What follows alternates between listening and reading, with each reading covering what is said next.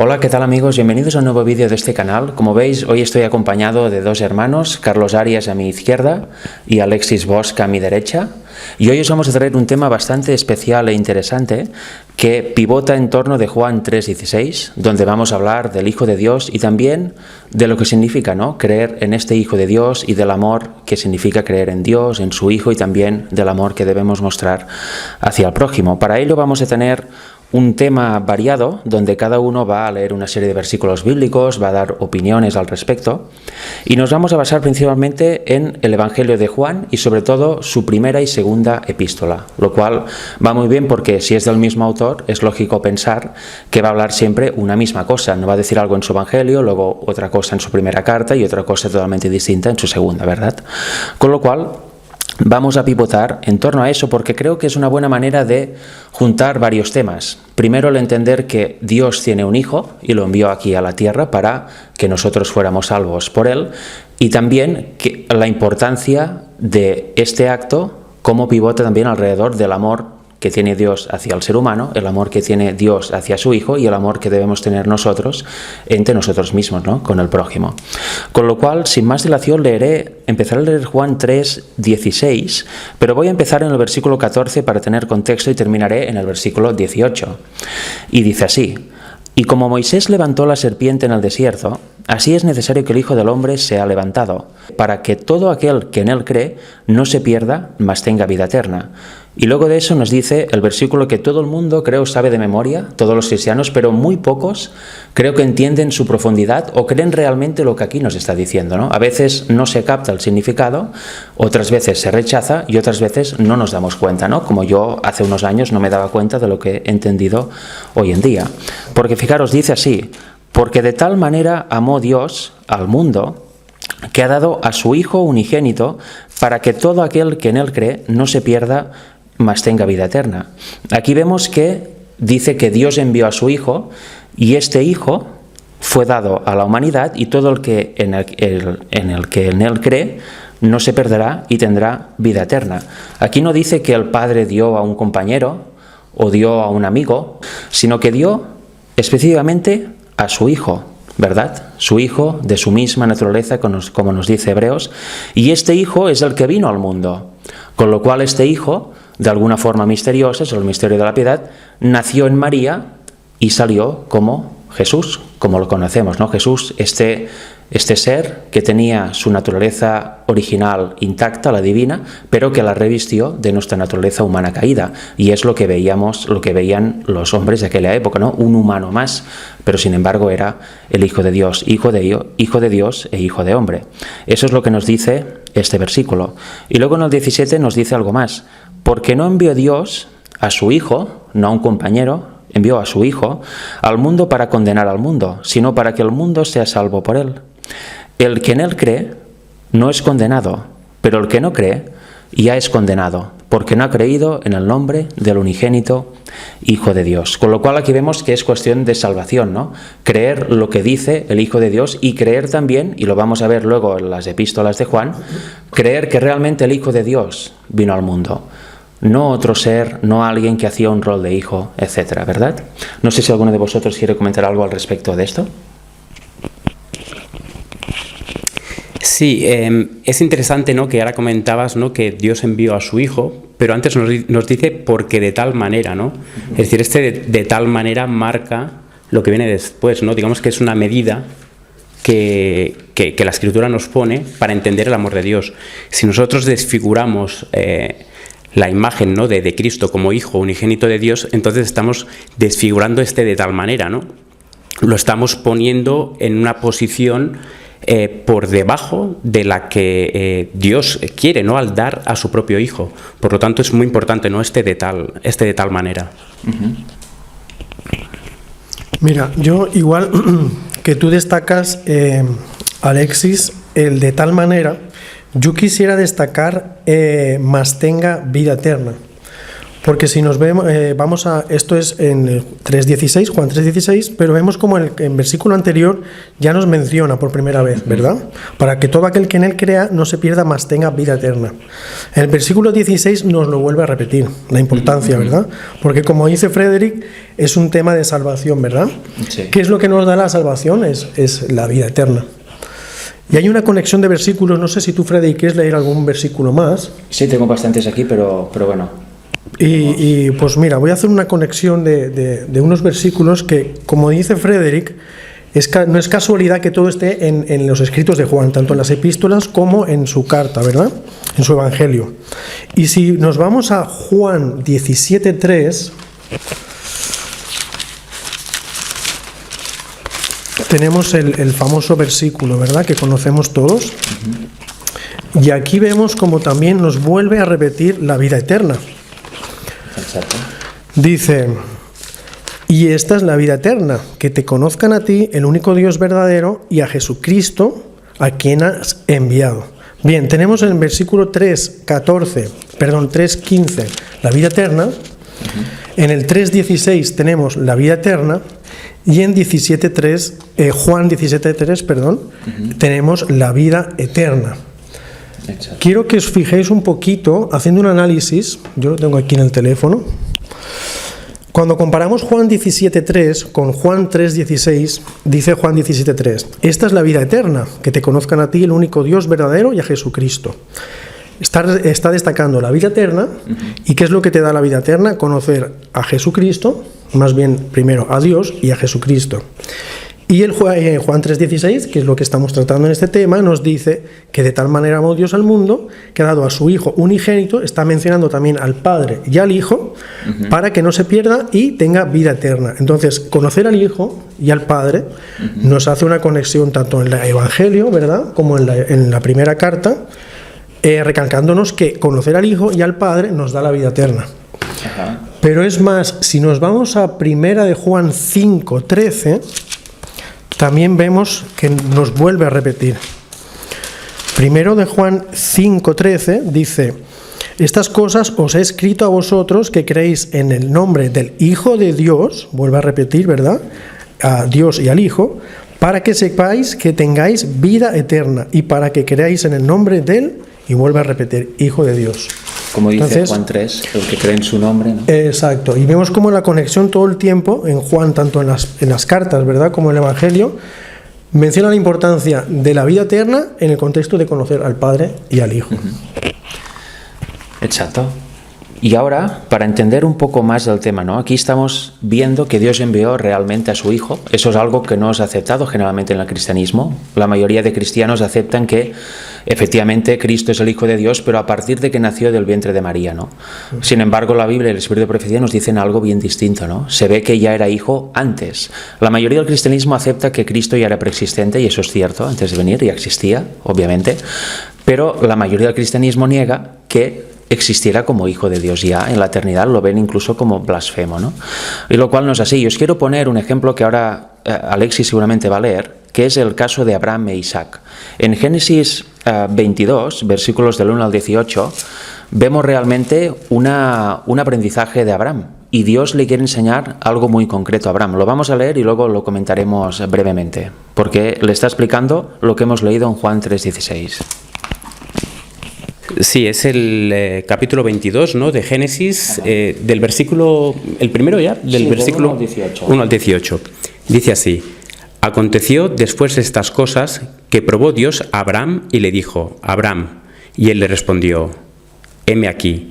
Y dijo, toma ahora tu hijo, tu único hijo, tu único Isaac, a quien amas, y vete a tierra de Moria, y ofrécelo allí en holocausto sobre uno de los montes que yo te diré. Y Abraham se levantó muy de mañana, y enalbardó su asno, y tomó consigo 2 siervos suyos, y a Isaac su hijo, y cortó leña para el holocausto.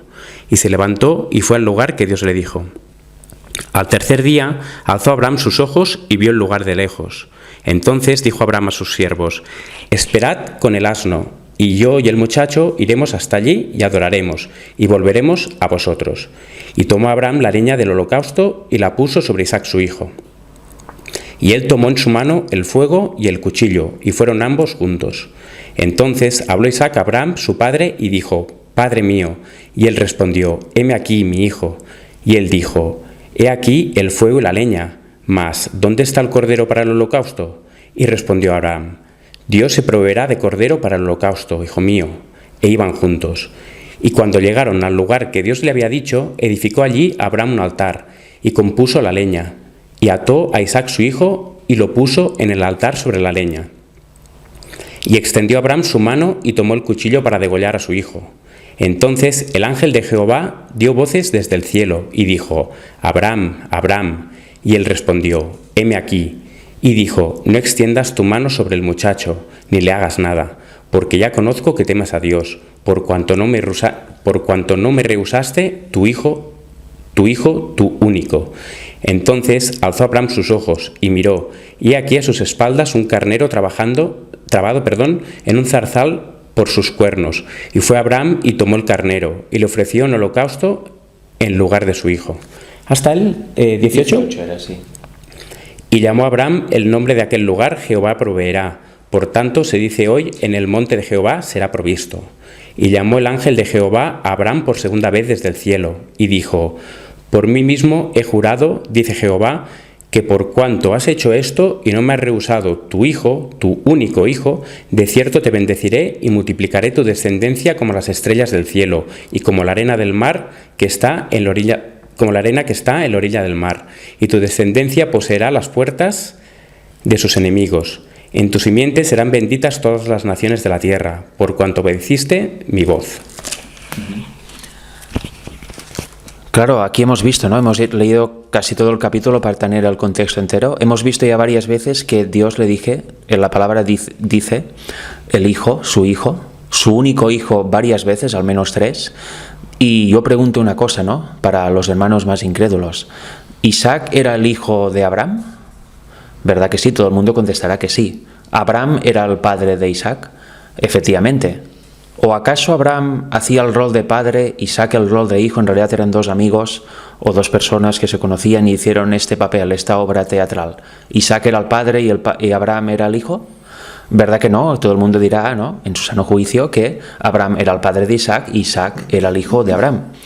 Su único hijo, ¿no? El hijo unigénito que hemos visto en Juan 3:16, que Dios envió a su único hijo, a su hijo unigénito. Por tanto, ¿qué vemos aquí? Abraham le fue mostrado el sacrificio que haría el padre junto con su hijo para que tuviera esa descendencia, esa multitud de salvos que vemos en el libro de Apocalipsis al final. Y vemos el sacrificio en que consistía en sacrificar a su hijo unigénito. Abraham lo estaba a punto de hacer, pero el ángel lo paró. No, ya está. Has entendido el mensaje, has superado la prueba, aquí está este carnero, mátalo en su lugar. Ahí Abraham entendió perfectamente que el Padre daría a su Hijo para toda la humanidad, como sacrificio por salvar a toda la humanidad. Yo creo que viendo este ejemplo de Abraham, es muy fácil de entender que realmente Dios envió a su Hijo aquí, este tomó nuestra misma naturaleza y fue sacrificado para salvar a toda la raza humana y vindicar la ley de Dios en el universo, ¿verdad? Con lo cual, ¿por qué negarlo? Vemos que la Biblia es bastante clara al respecto. No sé si querías hacer un comentario, me ha parecido. Sí, de hecho hay un versículo que se encuentra en el libro de Juan, en el capítulo 8, versículo 56. Bueno, podemos leer el 55 para contexto, que dice: pero vosotros no le conocéis, mas yo le conozco. Y si dijere que no le conozco, sería mentiroso como vosotros, pero le conozco y guardo su palabra. Está hablando de Cristo, hablando de su Padre.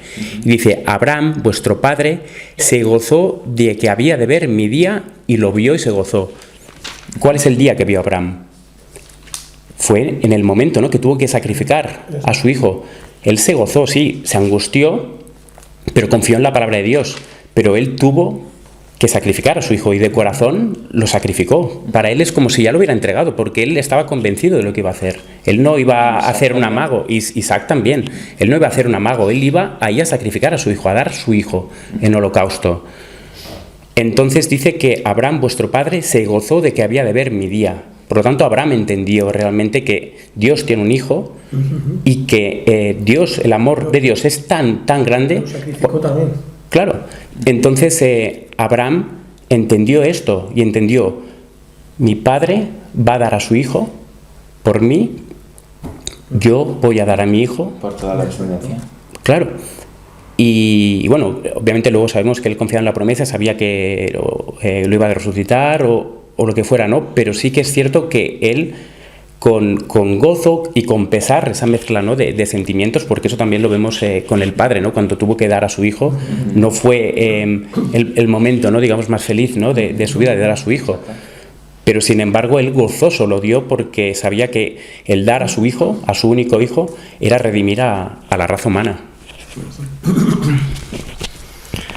Es que, bueno, a la mayoría de la iglesia le cuesta comprender que es un hijo literal. Comprende el sacrificio que hizo y quizá esto que le estamos mostrando a ellos, pues ya lo saben ellos, que está reflejado en Isaac y Abraham lo que hizo el padre por el hijo. Pero no acaban de aceptar que es hijo literal, ¿verdad? Porque ahí hay una doctrina que no cuadra, ¿verdad? Como puede ser hijo literal. Lo que no entienden básicamente, o no quieren aceptar muchos, es que fue engendrado por el Padre, ¿no? Que tiene un origen. Pero en la carta, ya que estamos leyendo las primeras cartas las cartas de Juan, en la primera carta de Juan, primera de Juan 5:1, nos dice: todo aquel que cree que Jesús es el Cristo es nacido de Dios, y todo aquel que ama al que engendró, ama también al que ha sido engendrado por él. Aquí nos lo está dejando bien claro, ¿verdad? El tema del engendramiento es algo que no se acaba de aceptar, aunque es clara la Biblia. Yo quiero leer unas citas que tengo aquí del espíritu de profecía en cuanto al engendramiento. De hecho, perdón, hay un versículo también en Primera de Juan, no sé si quizás lo tendréis apuntado o no, ¿no? En Primera de Juan, capítulo 5, versículo 18, que dice: sabemos que todo aquel que ha nacido de Dios no practica el pecado. Dice, pues aquel, es decir, el Hijo de Dios, ¿no? Aquel que fue engendrado por Dios, o sea, por el Padre, le guarda y el maligno no le toca, ¿no? En consonancia a lo que estabas comentando. Exacto. Pues en cuanto al engendramiento, como comenta también Alexis, quiero leer una cita del Espíritu Profecía que se encuentra en la Educación Cristiana, página 251, párrafo 2. Les voy a leer un poquito, es un comentario sobre Juan 17:3, pero luego lo extiende un poquito. Leo, es un poquito largo, bueno, no es muy largo. Dice: estos autores populares nos han enseñado a los estudiantes el camino que lleva a la vida.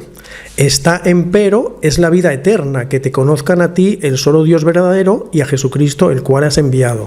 Haciendo mención de Juan 17:3. Dice: los autores de estos libros de uso corriente en nuestros colegios son recomendados y engrandecidos como hombres de saber. No obstante, su educación es del todo deficiente, a no ser que hayan sido educados en la escuela de Cristo. Y nos dice: y mediante el conocimiento práctico den testimonio de la palabra de Dios como del estudio, más esencial. Y aquí nos resalta: Cristo debe ser exaltado como el primer gran maestro, el unigénito Hijo de Dios, quien estaba con el Padre desde los siglos eternos. Algún hermano puede pensar que cuando dice los siglos eternos es que estuvo junto con el Padre desde el inicio, pero no tuvo un inicio, ¿verdad? Porque dice desde los siglos eternos. Hay otra cita que les quiero leer que está en... Esto está en Review and Herald. No, una cita es de The Sign of the Times del 1895, mayo del 30. Dice: una oferta completa se ha hecho porque de tal manera amó Dios al mundo que ha dado su Hijo unigénito. No un hijo por creación, al igual que los ángeles, ni tampoco un hijo por adopción, como es el pecador, perdonado, sino un hijo engendrado, en la imagen misma de la persona del Padre, y en todo el resplandor de su majestad y gloria, uno igual a Dios en autoridad, dignidad y perfección divina. En él habitó corporalmente toda plenitud de la deidad. Y otra cita, también de la Review and Herald, este es del Sign of the Times, también del 1895, nos dice: el Padre eterno, el que no cambia, dio a su Hijo unigénito, arrancado de su seno, aquel que fue hecho a la misma imagen de su persona, y lo envió a la tierra para revelar cuánto amaba él a la humanidad. Cuando aquí está mencionando arrancado de su seno, Y en la otra cita del Sign of the Times dice que está, la anterior, que dice que está en los siglos de la eternidad, ¿verdad? Aquí está haciendo mención, no es que esté haciendo mención, pero es que esto, Miqueas 5.2. Si leemos Miqueas 5.2, vamos a leerlo un momentito, porque todo lo quiero, más que todo, para que veamos el contexto del engendramiento, ¿no? Cómo tenemos no tan solo los versículos, sino también las citas clarísimas, ¿verdad? Exacto, que sus salidas son desde el principio. Exacto, y haciendo mención de estas... Uy, lo tenéis por ahí, que estoy aquí... Espera. Sí. Mira, si lo tienes... ¿Lo tienes? Sí, perfecto. Sí. Sí, porque tengo una mano sola. Sí, Miqueas 5.2 dice: pero tú, Belén Efrata, pequeña para estar entre las familias de Judá, de ti me saldrá el que será Señor en Israel, y sus salidas son desde el principio, desde los días de la eternidad. Ajá.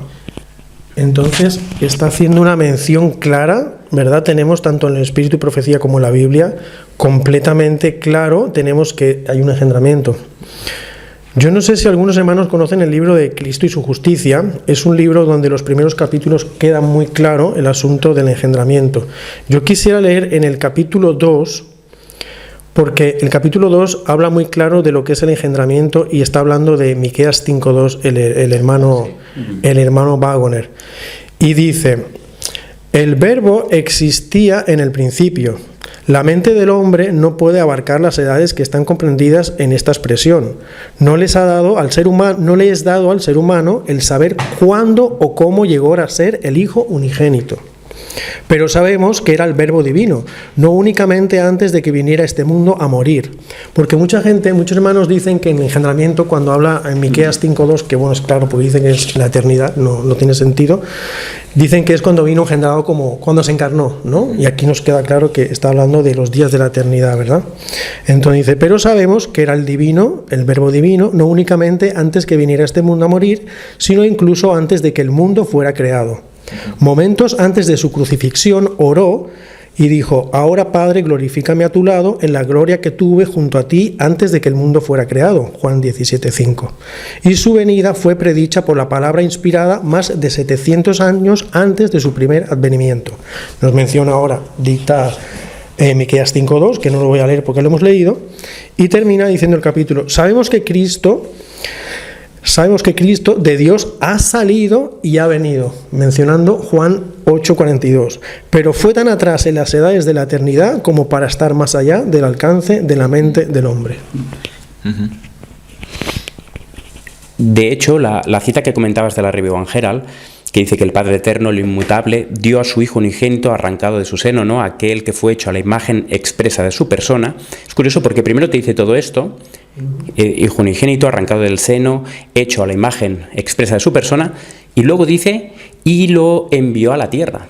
Es decir, no dice que lo envió a la tierra y luego envió a su Hijo unigénito, no, sino que primero nos dice todo esto, una serie de características que muestran que es Hijo de Dios, que ya era Hijo de Dios en el cielo, y luego dice: y lo envió a la tierra. Pero también lo curioso es lo que viene después. Dice: ¿y lo envió a la tierra para qué? Dice: para revelar cuánto amaba a la humanidad. Por lo tanto, cuando hay una distorsión de esta verdad, no podemos entender el amor de Dios. Y lo traigo a colación, o voy a traer a colación un versículo, que es el que os había comentado pues antes, ¿no? fuera de cámaras. Sí, que está en Génesis, capítulo 5. Es la descendencia de Adán, ¿no? Y en esta descendencia pues está Enoc, ¿no? Y todos conocemos la vida de Enoc. Hay poco, pero en verdad hay mucho, ¿no? de Enoc. Y dice así, bueno, el versículo 19 en el capítulo 5 de Génesis dice: y vivió Jared 172 años y engendró a Enoc. Y vivió Jared, después que engendró a Enoc, 800 años y engendró hijos e hijas. Y fueron todos los días de Jared 962 años. Sí, 62 años. Y murió. Y luego en el versículo 21, que es aquí, y el 22, lo interesante, dice: vivió Enoc 65 años y engendró a Matusalén. Por lo tanto, vivió esos 65 años y engendró a Matusalén, es decir, tuvo un hijo.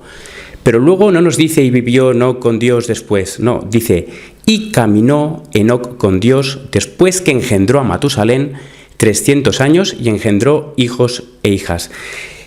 Nos dice que caminó, después de que tuvo un hijo, después de que engendró un hijo, ¿qué sucedió? Entendió más del amor de Dios, entendió más del sacrificio que Dios iba a hacer y que ellos sabían que iba a hacer porque ellos tenían que sacrificar, ¿no? Un cordero por la mañana, por la tarde, etcétera.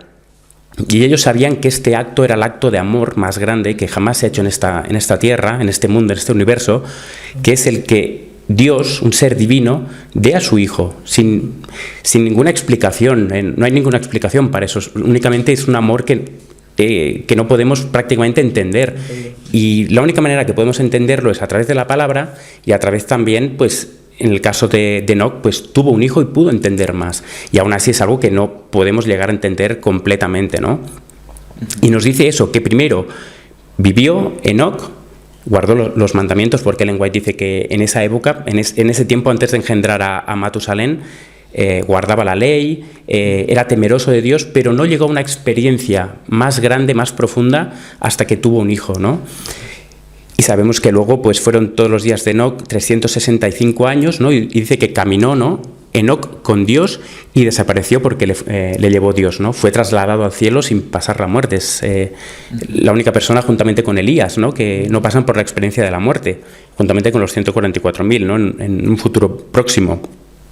Pero es muy importante el hecho de que él creyó y aceptó que de tal manera amó Dios al mundo que ha dado a su Hijo. Sin estar ese versículo, sin existir ese versículo, él lo tenía en el corazón, ¿no? Y eso fue pasando, ¿no? De generación en generación. Y por lo tanto, no es un evangelio nuevo lo que decimos en Juan 3:16, no es algo que ellos no sabían, sino que lo sabían perfectamente. Y está expresado, pues, sobre todo en experiencias, ¿no? La que leíamos de Abraham, la que acabamos de leer, también la de Jefté, ¿no? Al dar a su hija, que tiene que dar su hija, también recalca, ¿no? Su hija, su única hija, tuvo que entregarla, ¿no? Porque había hecho una promesa y le pesó mucho, pero cumplió. Y la hija, pues tuvo 2 meses incluso, que el padre le dijo, ve, llora tu virginidad, y la hija se podría haber ido, pero no, ella volvió y luego fue sacrificada.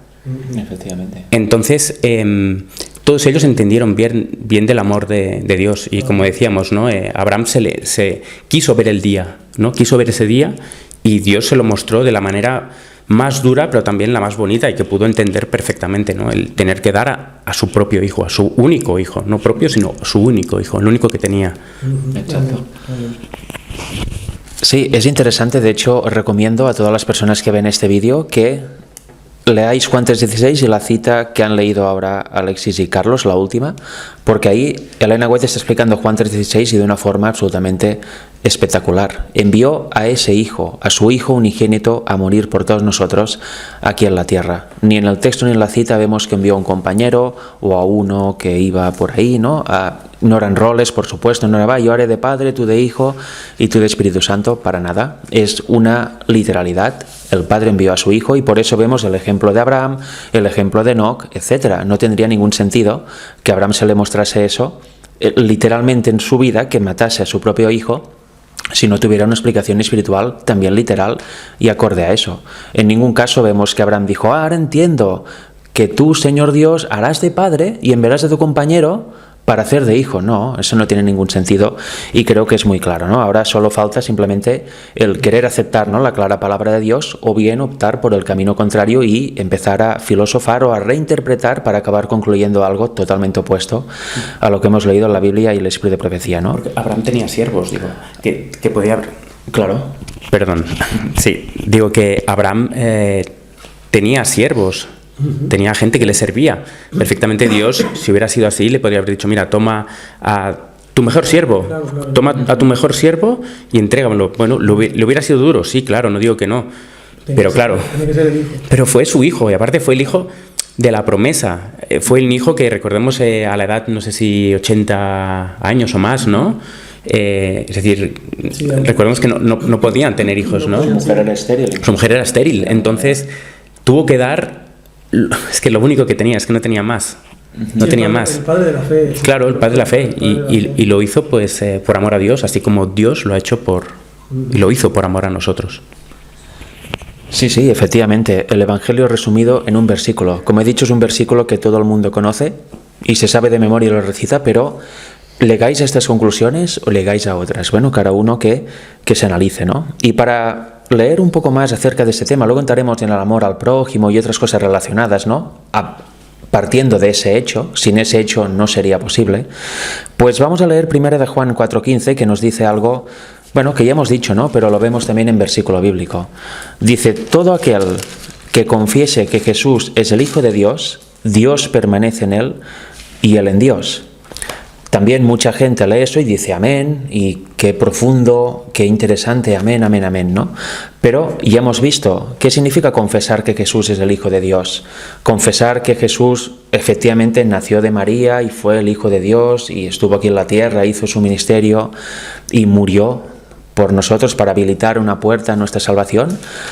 ¿O es más profundo y significa lo que el propio Juan explica, lo que hemos ido comentando durante sus minutos, de que realmente el Padre envió a su Hijo unigénito, arrancado de su seno, de su misma naturaleza, el único ser igual a Dios, que es el Hijo, y lo mandó aquí, porque el Hijo aceptó, obviamente, para redimir a toda la raza, por amor a su creación? Obviamente se refiere a eso, y creo que deberíamos entenderlo e incluso tenerlo bastante claro, ¿no? Porque aquí dice, todo aquel que confiese que Jesús es el Hijo de Dios, entendiendo obviamente esa profundidad, Dios permanece en él y él en Dios. Si creemos una variante u otra cosa, pues quizá no estaremos comprendiendo tan profundamente el amor de Dios y quizá nos faltará algo, ¿no? Para empezar a comprender el Evangelio, porque el Evangelio es una cadena de verdades. Todo tiene su hilo conductor. Empiezas en el punto 1 y terminas en el punto final, ¿verdad? Si uno de este eslabón está torcido o está mal entendido o incluso no está, no se tiene el Evangelio verdadero y siempre habrá lagunas y siempre habrá algo que va a fallar. Y mirad, ahora vamos a ir, como os he dicho, no nos moveremos mucho de 1 de Juan. En 1 de Juan 2, versículos del 5 al 11, empieza una serie de palabras que se repiten también en 1 de Juan 3 y 1 de Juan 4, etc. Y hace mucho hincapié en eso y por algo será. Vamos a leerlo. 1 de Juan 2, versículos del 5 al 11. Nos dice así, pero el que guarda su palabra, verdaderamente el amor de Dios se ha perfeccionado en él. Por esto sabemos que estamos en él. ¿Por qué? Porque guardamos su palabra verdadera, ¿no? Lo que dice la Biblia. El que dice que permanece en él debe andar como él anduvo. Es obvio, ¿no? Si permanecemos en Cristo, obviamente el fruto será andar como él anduvo. No andaremos desordenadamente o de otra manera. Y veréis por qué lo digo, porque el versículo 9, cuando lo leí, cuando leemos el capítulo 3 de esta epístola dice algo que es increíble, pero es verdadero. Pero de momento sigamos leyendo el versículo 7 de 1 de Juan 2. Hermanos, no os escribo un mandamiento nuevo, sino el mandamiento antiguo que habéis tenido desde el principio. El mandamiento antiguo es la palabra que habéis oído desde el principio. Otra vez os escribo un mandamiento nuevo que es verdadero en él y en vosotros, porque las tinieblas han pasado y la luz verdadera ya alumbra. El que dice que está en luz y aborrece a su hermano está todavía en tinieblas. Aquí empezamos con el trato al prójimo, ¿no? Si decimos que andamos en Cristo y estamos en luz y tenemos mucho conocimiento, pero aborrecemos a nuestro hermano, aquí dice que no estamos aún en luz, estamos en tinieblas. El Evangelio no ha sido aplicado aún a nuestra vida. Sin duda es para pensar. Y el versículo 10 dice, el que ama a su hermano está en luz y no hay tropiezo en él. Pero el que aborrece a su hermano está en tinieblas y anda en tinieblas y no sabe a dónde va, porque a las tinieblas le han cegado sus ojos. Qué versículos más claros, ¿no? El que ama a su hermano y no lo aborrece está en luz. El que lo aborrece y no lo ama está en tinieblas. Con lo cual, ¿tiene el amor de Dios en él? No, para nada, no lo ha cultivado. Está andando en un camino de pecado, en un camino por el cual Cristo no quiere que andes. No estás andando como Cristo anduvo aquí. ¿Entendéis? Y en 1 de Juan 3, versículos del 1 al 11, hace más hincapié en esto.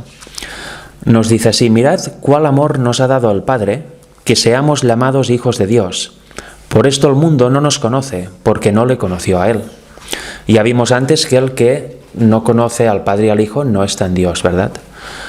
Perdón, que el Padre envió a su Hijo unigénito no está en Dios. Y el versículo 2 dice, amados, ahora somos hijos de Dios, y aún nos ha manifestado lo que hemos de ser. Pero sabemos que cuando Él apareciere, seremos semejantes a Él porque le veremos como Él es. Y cualquiera que tiene esta esperanza en Él, se purifica a sí mismo así como Él es puro. Cualquiera que comete pecado traspasa también la ley, pues el pecado es la transgresión de la ley. Ese es el versículo más, también muy famoso, que sobre todo el mundo, digamos, adventista, ¿no?, y otros grupúsculos cristianos conocen muy bien, y es un texto básico para ver que la ley no está abolida para nada, sino que sigue vigente. Pero luego vamos a leer algo más profundo aún respecto a eso. Bueno, aquí dice que el que comete pecado traspasa la ley, con lo cual, ¿qué es el pecado? Es la infracción de la ley. Es prácticamente la única definición que nos da la Biblia de esto. Y sabéis, dice el versículo 5, que Él apareció para quitar nuestros pecados y no hay pecado en Él. Si aparece para quitar nuestros pecados, ¿quiere decir que nos los deja o que los quita? Obviamente quiere decir que los quita, los borra. Y el 6, todo aquel que permanece en Él no peca. Todo aquel que peca no lo ha visto ni lo ha conocido. Aquí está el versículo que os comentaba hace un momento.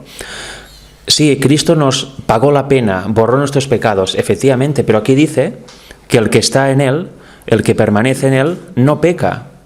Y todo aquel que peca no le ha visto ni le ha conocido. Con lo cual vemos que Cristo nos da una victoria sobre el pecado. Nos da su poder para no pecar nunca más cuando venga la tentación. Y vemos que los que están en Él ya no pecan. Vencen el pecado. Cuando viene la tentación, piden la salida al Señor, se la da y la resisten. Pero el que peca no solo dice que no está en Él, sino que dice que no le ha visto ni le ha conocido. Con lo cual, eso es para pensar, ¿no? El mundo cristiano en general, que hablan de que la ley está abolida, y empezando por aquí, la ley no está abolida, pero también en el mundo cristiano que cree que la ley sigue vigente y no cree en la victoria sobre el pecado, que piensa que vamos a estar pecando hasta que Jesús venga o hasta que moramos, que no hay nada que hacer, que sí, nos bautizamos, pero luego, bueno, hombre nuevo ya veremos, seguro que vas a seguir cayendo. O sea, ya damos por hecho algo que Dios no nos dice que debemos pasar. Dios nos dice: en mí no vas a pecar, lo dice Juan 15. Conmigo, sin mí nada podéis hacer, conmigo todo. Con lo cual, si con Él se puede todo, también lo dice Filipenses 4:13, entonces este todo también está incluido el vencer el pecado, ¿no? Y aquí lo dice, el que permanece en Él no peca.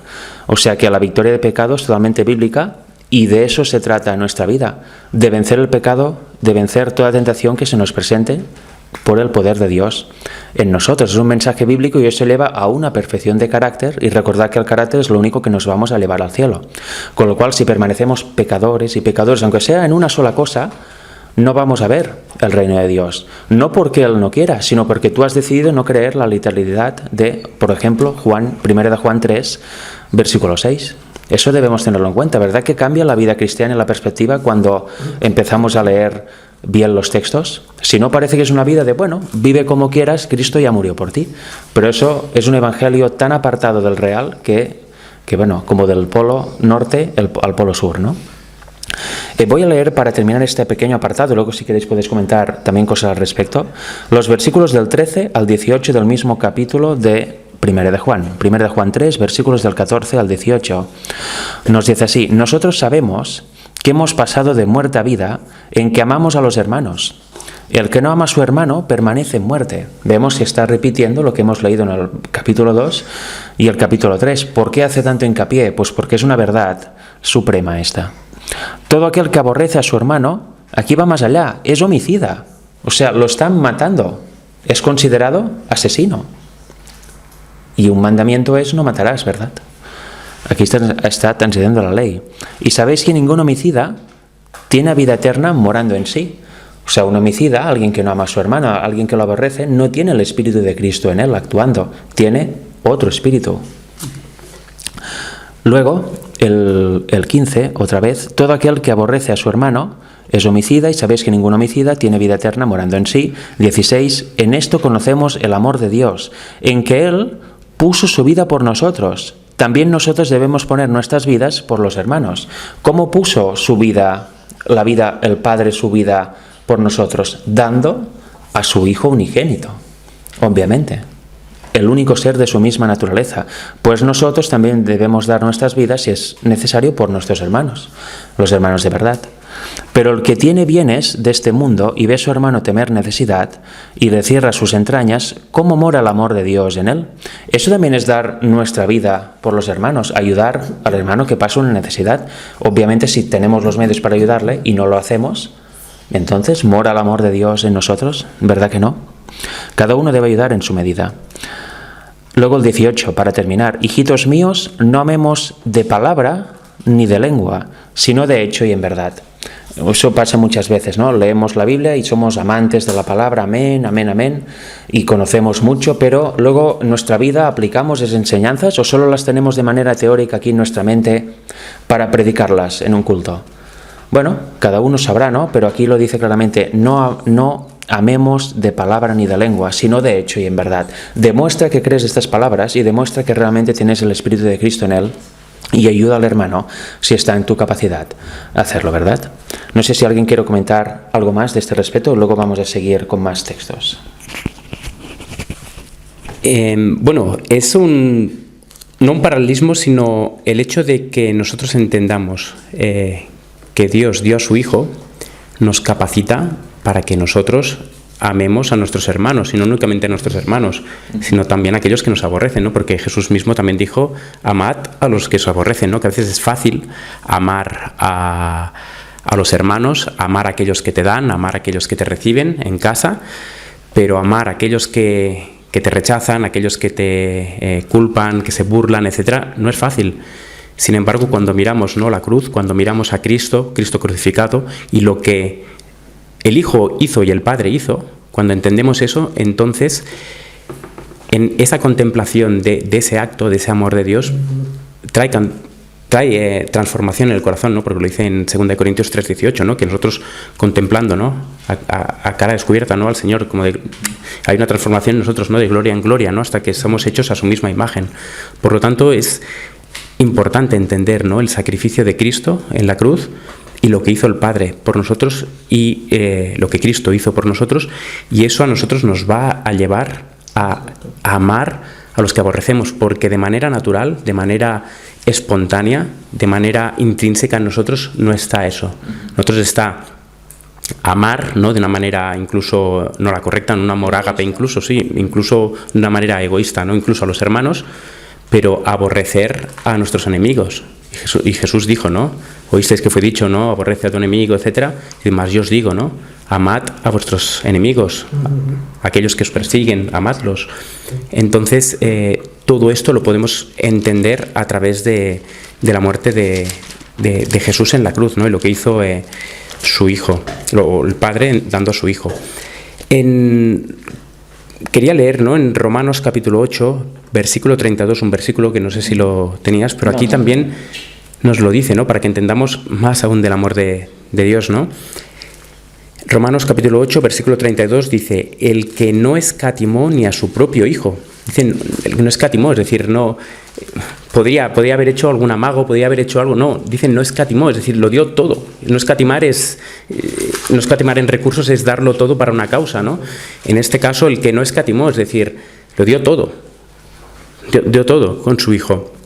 Dice, el que no escatimó ni a su propio Hijo, sino que lo entregó por todos nosotros, ¿cómo no nos dará también con él todas las cosas? Y todas las cosas no únicamente es lo material, sino también es y sobre todo, no únicamente, sino sobre todo es lo espiritual, ¿no? Como él nos imparte, ¿no?, su carácter, su amor, porque nosotros por nosotros mismos no lo podemos generar, ¿no? Y este amor al prójimo se genera a través de la contemplación, y cuando entendemos bien que Dios nos ama tanto, que ha dado a su Hijo, entonces eso en nosotros tiene que ser un canal de vida, ¿no?, de vida eterna, y para que nosotros también impartamos esta vida a otros y que la gente pueda ver en nosotros un amor que irradie, ¿no? Y tristemente a veces no sucede, ¿no?, esto, sino que quizás la teoría la manejamos, la llevamos bien, pero a veces cuando somos puestos en el campo de batalla, ahí es donde flaqueamos, ¿no? Entonces realmente tenemos que entender bien y es contemplando sobre todo el acto de Dios al dar a su único Hijo. Efectivamente. ¿Quieres comentar? Sí, comentar un poquito, bueno, sobre esto que decimos de amor al prójimo, ¿verdad? Es lo que decimos que cuesta mucho. Amamos a las personas cercanas, amamos al hermano, amamos a la familia, amamos a los amigos, pero lo que cuesta es amar al enemigo. En Romanos 12 también, versículo 20 nos dice: así que si tu enemigo tuviere hambre, dale de comer; si tuviere sed, dale de beber, pues haciendo esto, ascuas de fuego amontonarás sobre su cabeza. Y el versículo 21, que es muy impactante, dice: no seas vencido de lo malo, sino vence el bien con el mal. Es decir, aunque... Vence el mal con el bien. Vence el bien con el mal. Vence con el bien el mal. Exacto.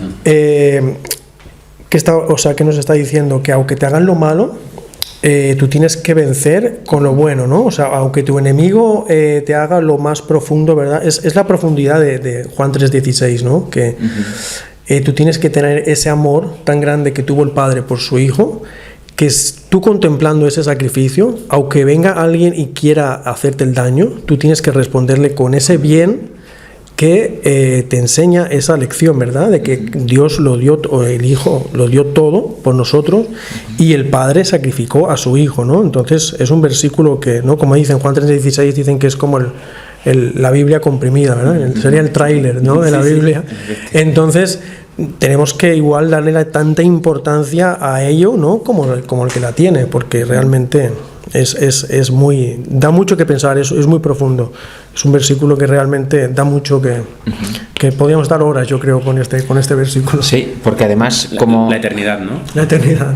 la Biblia se relaciona toda, eso mismo que dice aquí, vencer al mal con el bien, lo dice Mateo 5, 44 y 45, haced el bien a los que os hacen mal. Y es lo que comentábamos también antes en la mañana, ¿no? Fuera de cámara, de algún suceso, ¿no? Que comentaba el hermano Alex y también, bueno, más gente, de cosas que le habían pasado. Decíamos, si alguien te hace la cosa que sea y es injusta, en vez de pelear o contestar mal o incluso hacer algo peor, ¿no? Rebelarse y atacar a la otra persona, si uno se va y al cabo del tiempo esta persona se encuentra con un problema y tú mismo dices, ven, aquí estoy para ayudarte en todo, ese solo hecho es la predicación del Evangelio. Esta persona va a quedar marcada de por vida y va a empezar a pensar, pero yo esta persona la traté muy mal, va a darse cuenta que trató mal a la persona y ahora me ayuda. Eso no cuadra, lo normal es que me pague con la misma moneda, ¿no? Pero no, y eso es importante, eso es hacer el bien, vencer al mal con el bien.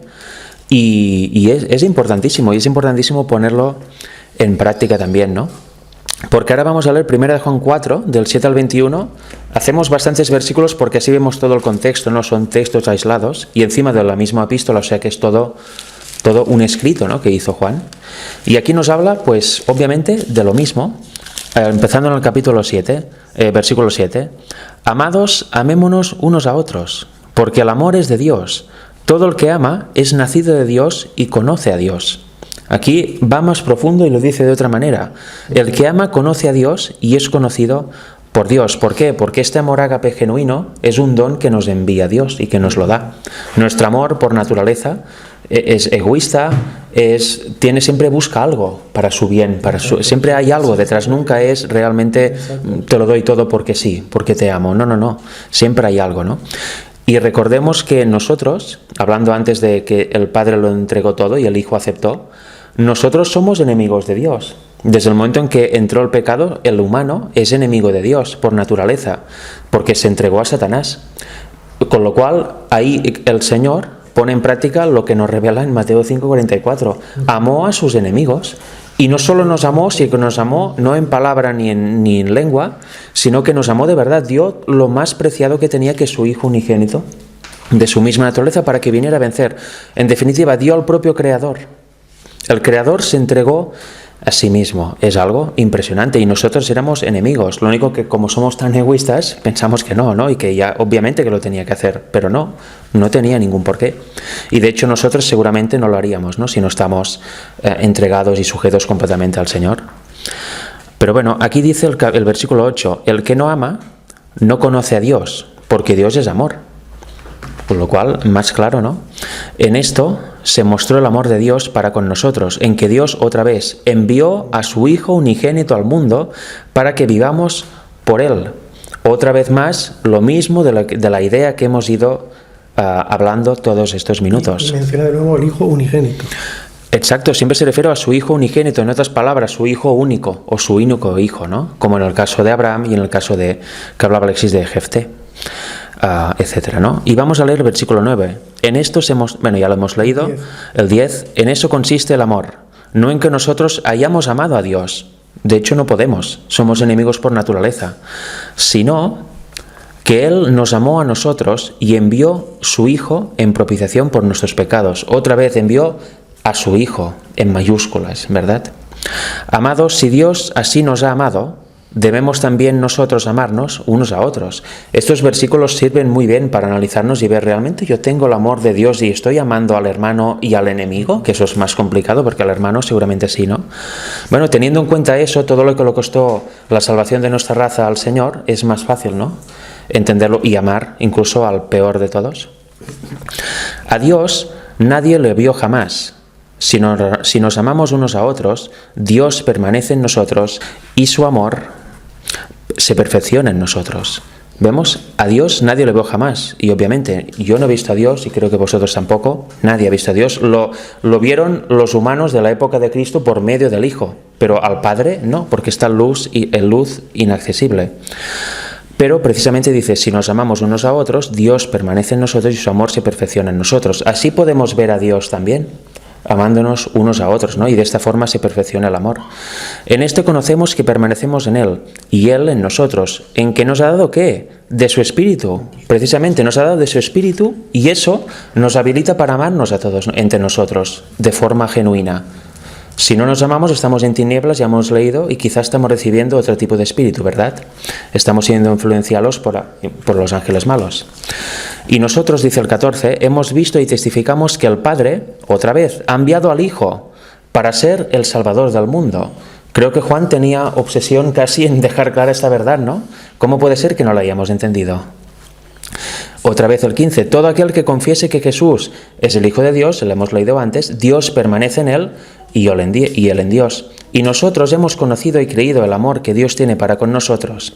Dios es amor y el que permanece en amor permanece en Dios y Dios en él. De nuevo va repitiendo la misma idea.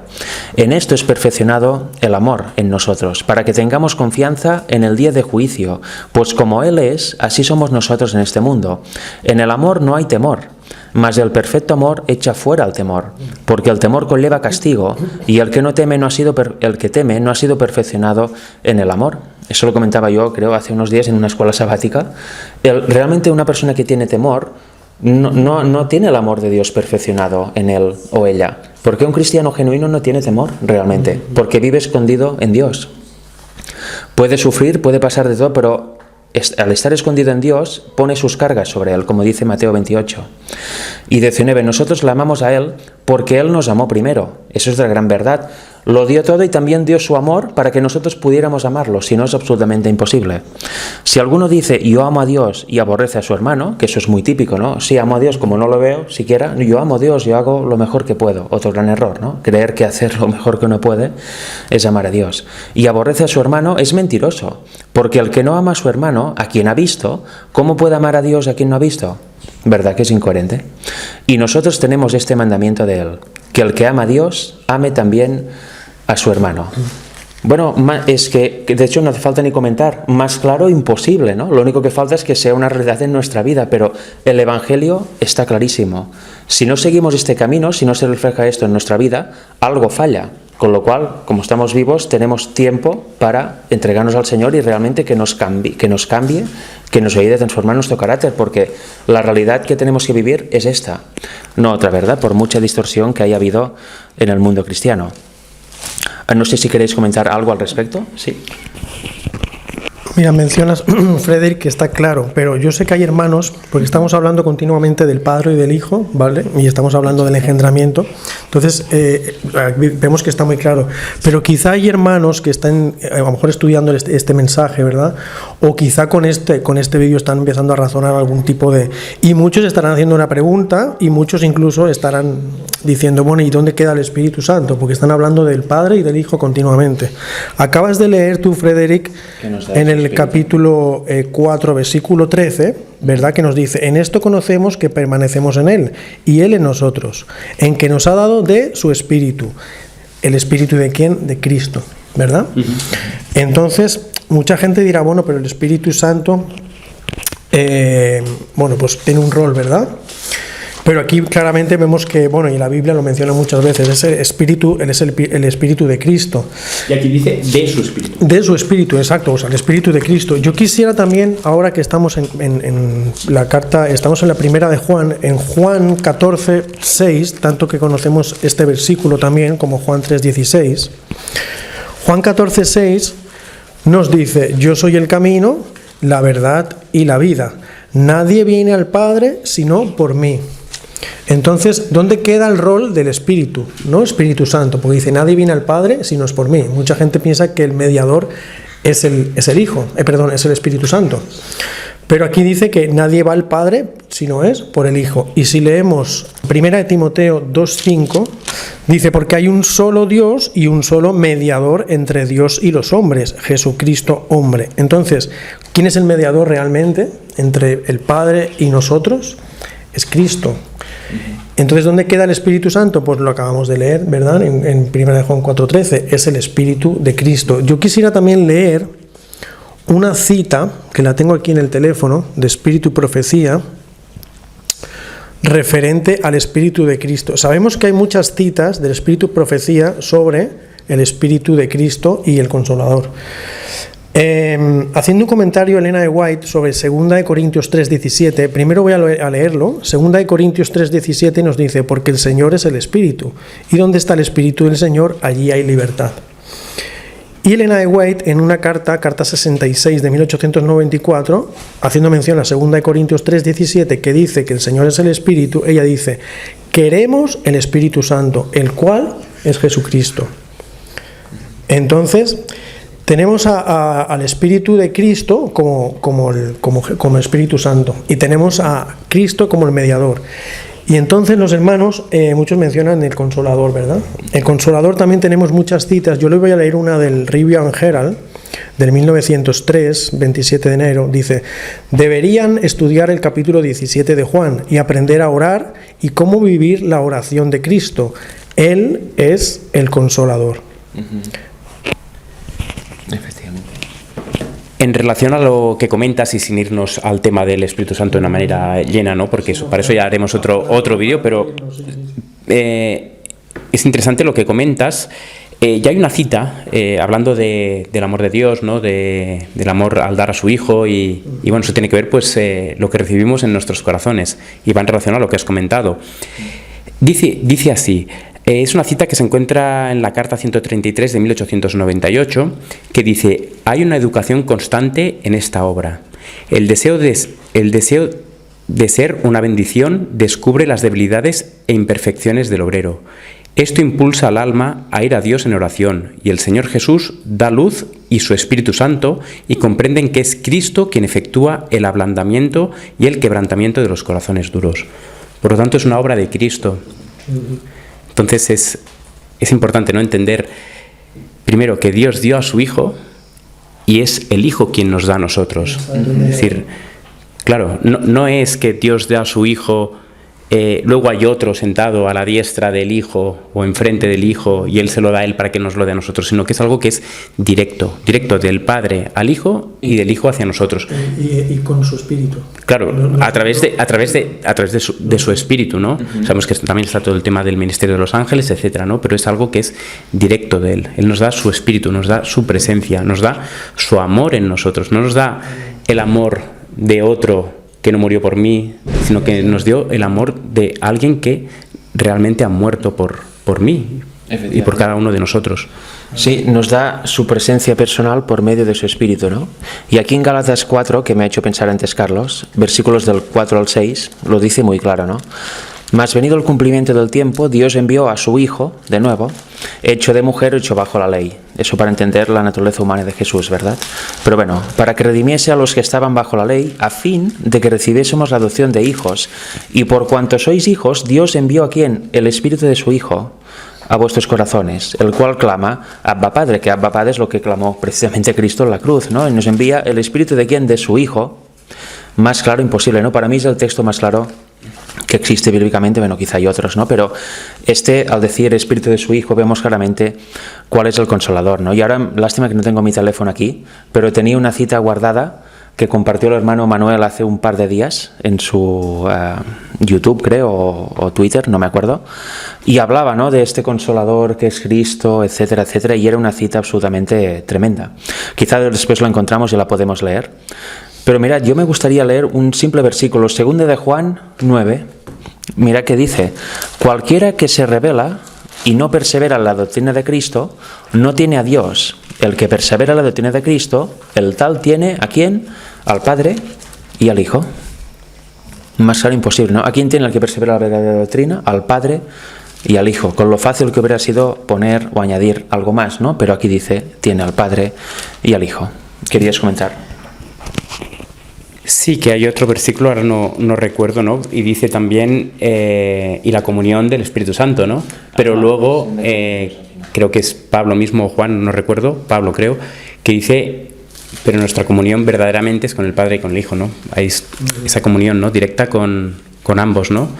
Y la comunión la tenemos a través de Cristo, ¿no? Y decíamos antes que nadie ha visto a Dios jamás, ¿no?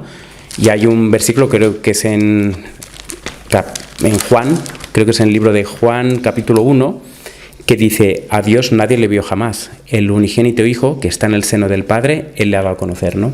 Nosotros conocemos al Padre a través de Cristo, conocemos el amor del Padre a través del amor de Cristo, conocemos cómo es el Padre a través de Cristo, y el Padre se reveló a través de Cristo, ¿no? Y lo hizo a través de el unigénito Hijo, ¿no?, que está en el seno del Padre. Efectivamente, y mira que otro texto aquí, 1 de Juan 2, versículos del 22 al 25, que se relaciona con lo que ha leído Carlos de Juan 17, del 1 al 3. Nos dice: ¿quién es mentiroso sino el que niega que Jesús es el Cristo? Este es anticristo, el que niega al Padre y al Hijo. Entendiendo eso en su profundidad, creo que podemos comprender más cosas, ¿no? Porque eso todo el mundo puede decir amén. Claro, ¿cómo voy a negar al Padre y al Hijo, no? Soy cristiano. Bueno, efectivamente, pero ¿comprende realmente lo que está diciendo aquí? Todo aquel que niega al Hijo tampoco tiene al Padre. El que confiesa al Hijo tiene también al Padre. Claro, confesar al Hijo, sí, el Hijo vino, tuvo su ministerio, murió por todos nosotros y somos salvos en Él. Vale, muy bien. Pero si decimos que el Padre no envió exactamente a su Hijo, que envió un compañero, y que aquí se convirtió en Hijo como rol, entonces estamos negando lo principal, que es la identidad del Hijo. Si negas la identidad de una persona, lo estás negando a Él. Con lo cual, ¿qué importa que creas toda su obra, etcétera, si ya piensas que es otro diferente a Él quien lo ha hecho, o que el que lo ha hecho tiene una identidad diferente? ¿Veis cómo negar al Hijo también implica no creer lo que dice literalmente la Biblia, que Dios envió a su Hijo para que viniera aquí al mundo? Y el 24, lo que habéis oído desde el principio, permanezca pues en vosotros. Si lo que oísteis desde el principio permaneciera en vosotros, también vosotros permaneceréis en el Hijo y en el Padre. Y esta es la promesa que Él nos hizo, la vida eterna. Otra vez, ¿permaneceremos en quién? En el Hijo y en el Padre. Y curiosamente habla del principio. Y en Juan también es muy interesante cómo Juan se explica obviamente en su Evangelio, en sus cartas, y siempre dice lo mismo.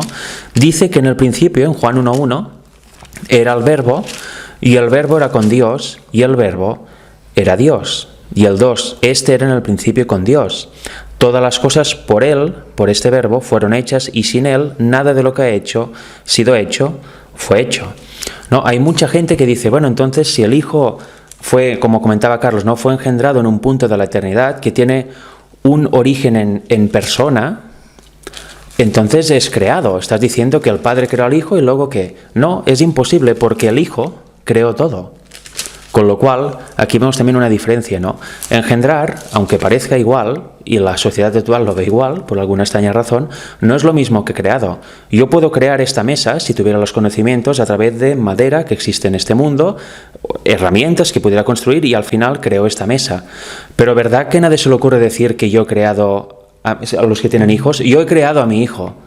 No, tú has engendrado a tu hijo, se ha formado en el vientre de tu esposa, y luego ha nacido, ¿verdad? ¿Veis que es una diferencia abismal? Entonces, ¿por qué queremos igualar, engendrar y crear cuando hablamos de que el Hijo de Dios fue engendrado en un punto de la eternidad? Waggoner, que yo sepa, no era un apóstata, ¿no? Al final, obviamente, apostató en el siglo XX al principio, pero no tenía nada que ver con eso. Fue por la influencia de Kellogg. Pero cuando escribió Cristo y su justicia estaba en pleno apogeo el mensaje de 1888 y Elena White lo apoyó. Y ahí dice que sus salidas eran desde el principio y que fue engendrado en un punto tan remoto allá en la eternidad, y en la eternidad no hay tiempo, que para nosotros es como si fuera eterno en el sentido que nunca ha habido un principio para él. Pero eso es para nosotros, para poder entender mínimamente lo que significa eternidad. Pero si analizamos también, y eso, bueno, lo pensaba decir, pero me ha venido a la mente ahora, la palabra eterno es olam, y vemos que olam tiene diferentes significados. Algo eterno también puede tener un principio y un final. Es eterno desde que empieza hasta que termina, en este periodo de tiempo. También algo que empieza y no termina nunca es eterno. Y también algo que no ha empezado ni ha terminado es eterno, ¿no? Que eso es Dios el Padre. Con lo cual no deberíamos tampoco intentar poner levadura humana. Engendrar es diferente a crear, y vemos que el Hijo creó todo, con lo cual Él jamás puede ser creado. Eso lo dicen algunos, como los testigos de Jehová, pero no es la verdad. De hecho, decíamos y leíamos en Juan 17:3, ¿no? Y esta es la vida eterna. Es decir, nosotros que vamos a recibir vida eterna. El hecho que recibamos vida eterna no nos hace eternos hacia un pasado, sino que nos hace eternos, seremos eternos hacia un futuro, ¿no? Y nosotros vamos a recibir, ¿no?, la vida de Cristo, ¿no? Él nos va a dar esa vida para que tengamos inmortalidad. A la vez también el texto en Juan capítulo 1, a veces leemos Génesis y dice: en el principio creó Dios los cielos y la tierra. Vemos principio, en el principio, sabemos que eso tiene un principio. Sí. También lo leemos en el diablo, creo que es en Juan capítulo 8, versículo 44, dice que el diablo es homicida desde el principio, peca desde el principio. También decimos, sabemos que eso es un principio, no el principio suyo, como Lucifer, sino como Satanás, ¿no? Cuando entra la rebelión en el cielo, no sabemos el tiempo que hubo antes, ¿no?, desde que fue creado hasta que se revela. Pero sabemos que ese principio se está refiriendo a un momento concreto en el cual pues entra el pecado en el cielo, ¿no?, en este caso. Y por lo tanto aquí, cuando leemos en el principio era el verbo, en cambio aquí decimos no, este principio es eternidad. Sí, es eternidad a los ojos humanos, pero obviamente hay un principio, hay un punto de partida en el que Cristo es engendrado del Padre, sale del Padre. El principio es cuando empezó a crear la primera cosa, porque la tierra no es la primera cosa que creó. Sí, obviamente, y este principio es eso. Exacto. ¿Querías comentar alguna cosa? Yo quería, en la connotación que dice Frederick, que es verdad que dijéramos que se lía un poquito la gente, ¿no? Entiende mal el punto de engendrar y crear. Y tú has dicho una cosa muy importante. Cristo creó, y el Padre engendró. Ajá, claro. Entonces es ese punto a lo mejor que incluso hasta la gente no lo ve, ¿no? No, es que engendrar y crear es lo mismo. No es lo mismo, como has dicho, ¿no? No se engendra una mesa, ¿no? Tú engendras un hijo. Y creó, o sea, Cristo creó todo, ¿verdad? Y el Padre engendró al Hijo. O sea, son cosas diferentes. Y quería mirar una connotación cuando has leído Primera de Juan 2, versículo 22, que dice: ¿quién es el mentiroso sino el que niega que Jesús es el Cristo? Este es el anticristo. Si vamos a Mateo 26, versículos 63 y 64, es cuando Jesús está en el concilio. Y vuelvo a leer, Primera de Juan 2, 22 dice: ¿quién es el mentiroso sino el que niega que Jesús es el Cristo? Y en Mateo 26, 63 le dicen a Jesús: entonces el sumo sacerdote le dijo a Jesús: te conjuro por el Dios viviente que nos digas si eres tú el Cristo, el Hijo de Dios. Aquí estaban tratando a Dios, o sea, al Hijo, de mentiroso, ¿no? Y aquí nos dice que quién es el mentiroso sino el que niega a Jesús. Aquí estaban negando a Jesús como el Hijo y lo estaban llamando a él mentiroso, ¿verdad? Y el versículo 64 dice: tú lo has dicho y además os digo, palabras de Jesús, ¿verdad?, que desde ahora veréis al Hijo del Hombre sentado a la diestra del poder de Dios y viniendo en las nubes del cielo. O sea, los fariseos negaban que era el Hijo de Dios, literal, ¿verdad? Así como nos dice en Primera de Juan, según capítulo 2, versículo 11. Entonces, realmente cuando se niega realmente al Hijo de Dios literal, la Biblia nos da un claro ejemplo de que se está tratando de mentiroso. ¿no? Y nos deja claro ejemplo de ello. Efectivamente, y además los judíos, y lo vemos en esta cena o en otra, los fariseos en este caso, lo querían apedrear y negar porque se hacía hijo de Dios, pero ellos entendían el porqué, porque si este es hijo de Dios, quiere decir que Dios tiene un hijo. Exacto. Y se hace hijo del Altísimo, eso es imposible, ¿no? Totalmente. Ellos al menos lo querían apedrear, pero comprendían lo que estaba diciendo Jesús. Actualmente ni siquiera eso se comprende, ¿no? A veces. Justamente es esto, ¿no? Lo que quería comentar en Juan 5, versículos 17 y 18, ¿no? Decía, y Jesús, el 16, ¿no? Para contexto, dice, y por esta causa los judíos perseguían a Jesús y procuraban matarle, porque hacía estas cosas en el día de reposo, ¿no? Porque quebrantaba, no el día de reposo, sino que quebrantaba las costumbres y tradiciones que tenían los fariseos, los judíos, para el día de reposo, ¿no? Y dice, Jesús le respondió, mi Padre hasta ahora trabaja y yo trabajo. Y dice, porque por esto los judíos aún más procuraban matarle, porque no solo quebrantaba el día de reposo, sino que también decía que Dios era su propio Padre, haciéndose igual a Dios. Aquí también está el Evangelio en el sentido de ver que por qué Cristo es de la misma imagen de su Padre, ¿no? ¿Por qué es igual a Dios? Porque Dios es su propio Padre, y como hijo de Dios hereda todos los rasgos de carácter y la propia naturaleza del Padre. Por eso es igual a Dios. No es Dios en personalidad, en persona, sino que es el Hijo de Dios. Y es igual a Dios en naturaleza, en carácter, en propósito, en mente, en poder incluso, pero, como decíamos, ¿no? En 1 Juan 5.1, ¿no? El que no ama, venía a decir el que ha sido engendrado, ¿no? El que ha engendrado y el que ha sido engendrado. Uno es el que engendra, que es el Padre, y el otro es el que ha sido engendrado. Por eso hay una jerarquía, y eso lo vemos también en la creación, ¿no? De Adán y Eva. Hay una jerarquía también. Exacto. En igualdad, están ambos en igualdad, pero hay uno que es cabeza de otro, ¿no? Y es Adán, cabeza de la mujer, así como Dios es cabeza de Cristo. 1 Corintios 11. Así es. Y mira qué interesante, ¿no? El hecho de ser hijo de Dios, digo que interesante porque cómo cambian las tornas, ¿no? Actualmente. El hecho de ser hijo de Dios lo hace igual a Dios. Actualmente dicen que los que decimos que Cristo era ya hijo antes de venir a la tierra, lo hacemos inferior al Padre, un Dios menor, que es creado, etc. Mirad cómo han avanzado los tiempos y qué mal ha avanzado nuestra mente, ¿no? Porque es clarísimo, el hecho de que sea igual a Dios es que sea su hijo, si no sería imposible, porque por ser hijo tiene su misma naturaleza y el Padre le da su misma vida, una vida que, cuidado, alguien es derivada, no, es esta vida original, la vida eterna, la vida inmortal es la que tienen el Padre y el Hijo, es esta naturaleza divina que comparten, ¿no? Bueno, que comparten, mejor dicho, que cada uno tiene en su cuerpo, ¿no? Porque si entramos en compartir, quizá entraríamos en catolicismo, ¿no? Una misma sustancia y ahí conviven. Pero bueno, ¿veis? El hecho de que sea igual a Dios es precisamente que sea su Hijo.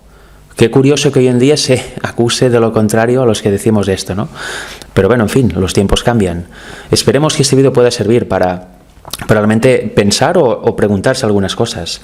Mirad, en Efesios 4, del 1 al 6, dice esto: yo pues, preso en el Señor, os ruego que andéis como es digno del llamamiento con que sois llamados, con toda humildad y mansedumbre, con paciencia, soportándoos los unos a los otros en amor, solícitos en guardar la unidad del Espíritu en el vínculo de la paz.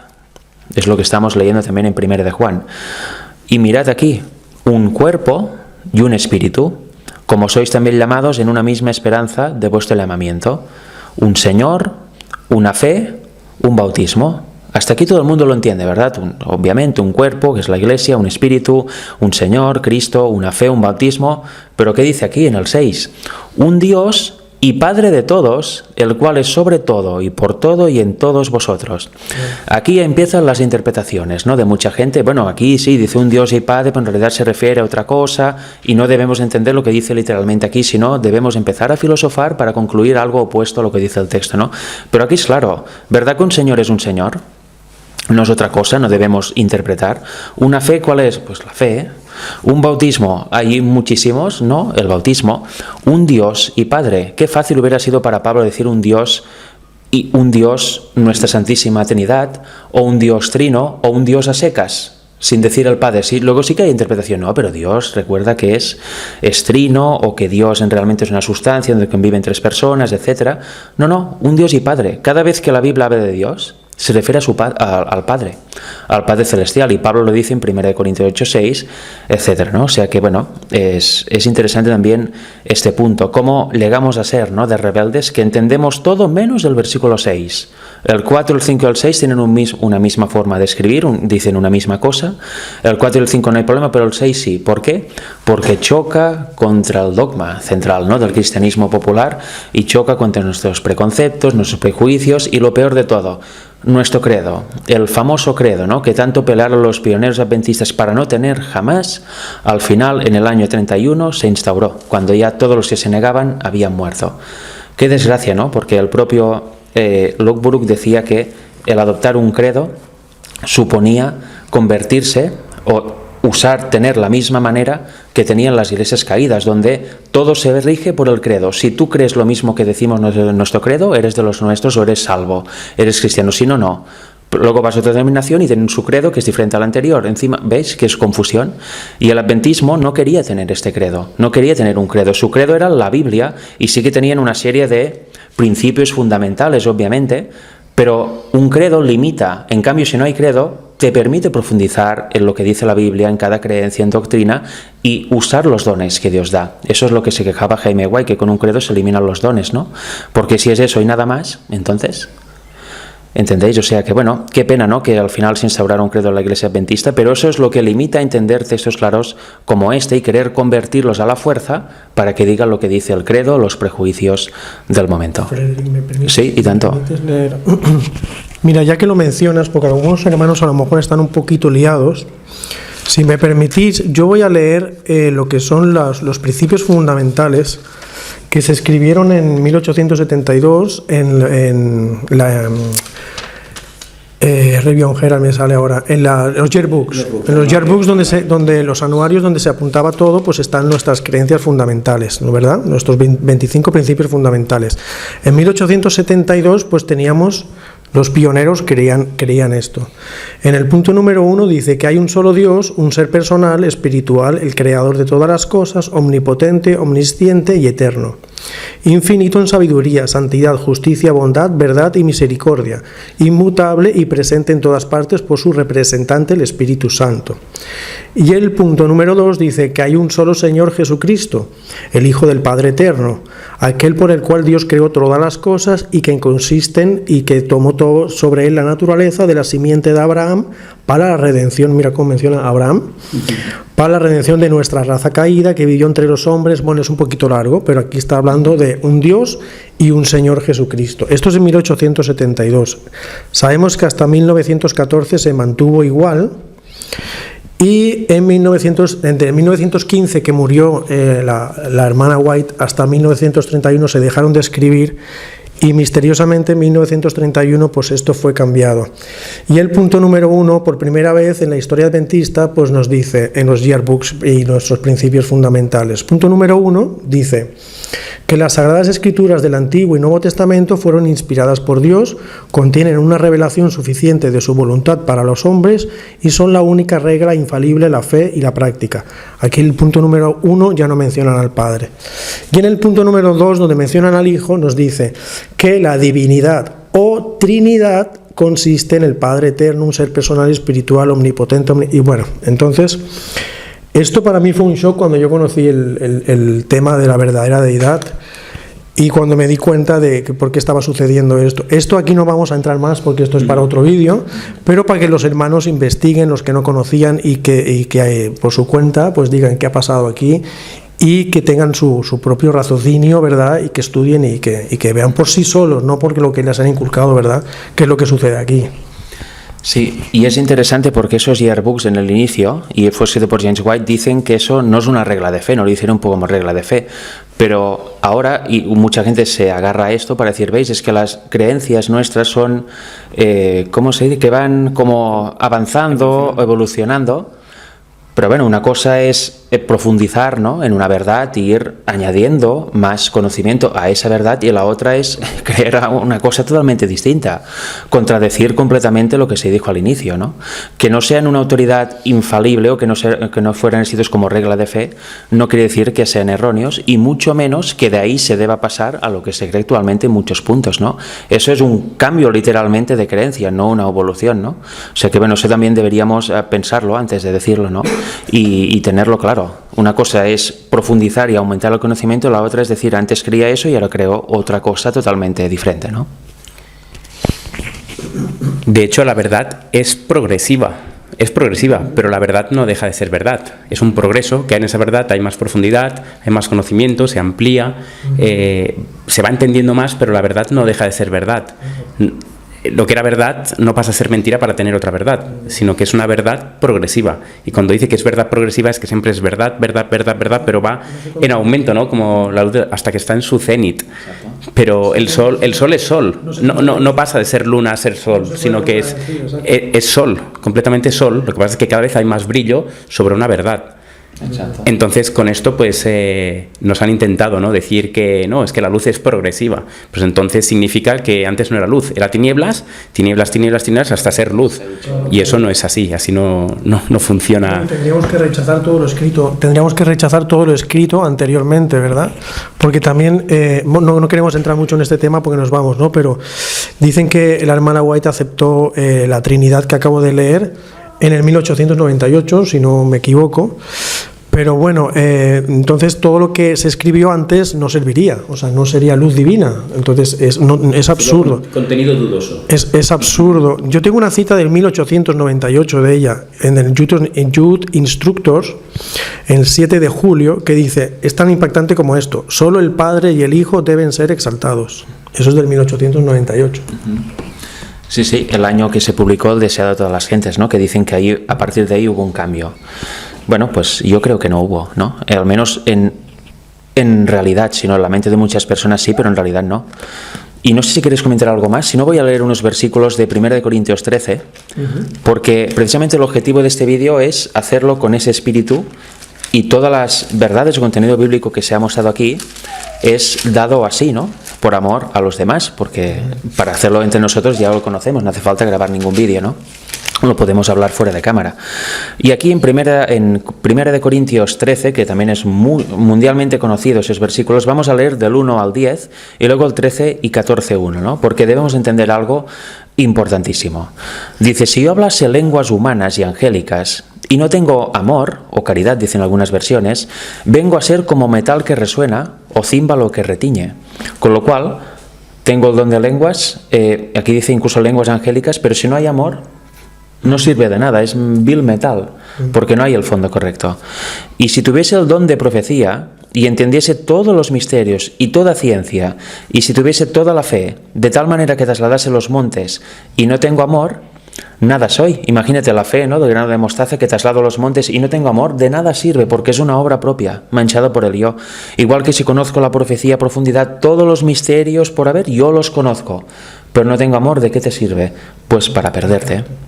Y el 3, y si repartiese todos mis bienes para dar de comer a los pobres, y si entregase mi cuerpo para ser quemado, y no tengo amor, de nada me sirve. Imagínate, un mártir que ha muerto por la causa de Dios, teóricamente, pero no tiene amor, no ama a su hermano, está en tinieblas, con lo cual habrá muerto en vano. Qué terrible, ¿no? El amor es sufrido, es benigno, el amor no tiene envidia, el amor no es jactancioso, no se envanece. Eso es el verdadero amor ágape que debemos tener, que es don de Dios. Nada de envidia, nada de jactarse, ¿no?, de mucho conocimiento. Miradme a mí, venid a mí, que yo os voy a explicar. No. Y tampoco, obviamente, envanecerse.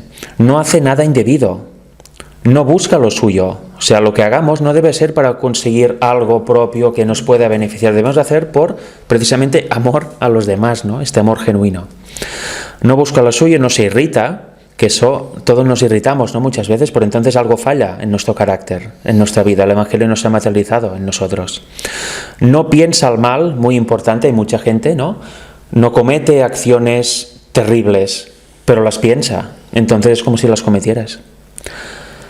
No piensa el mal, no se goza en la justicia.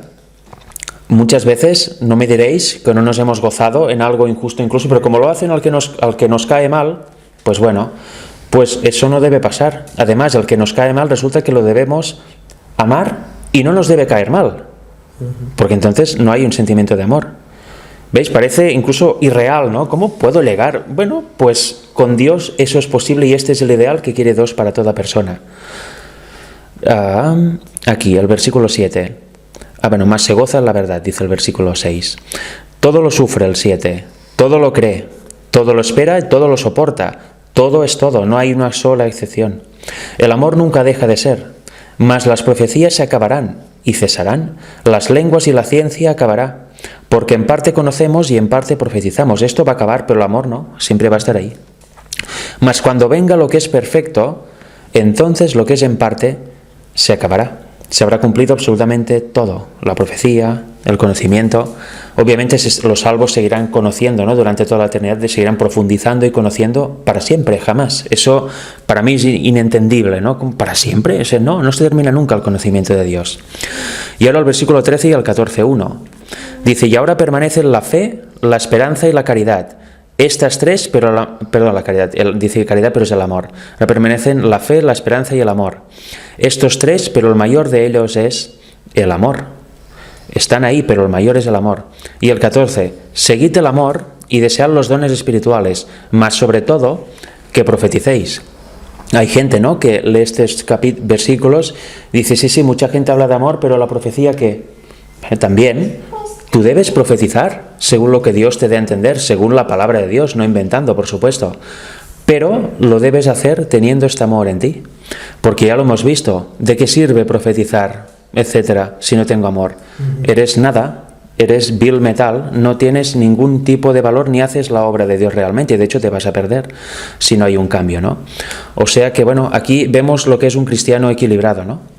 El amor lo rige todo. El amor es el motor que mueve a un cristiano verdadero y luego con ese amor puedes profetizar, puedes ayudar al prójimo, puedes hacer absolutamente todo. Tu fe será genuina, estudiarás la palabra de Dios no por reyerta ni para voy a buscar a esto y le voy a comentar a aquel que resulta... No.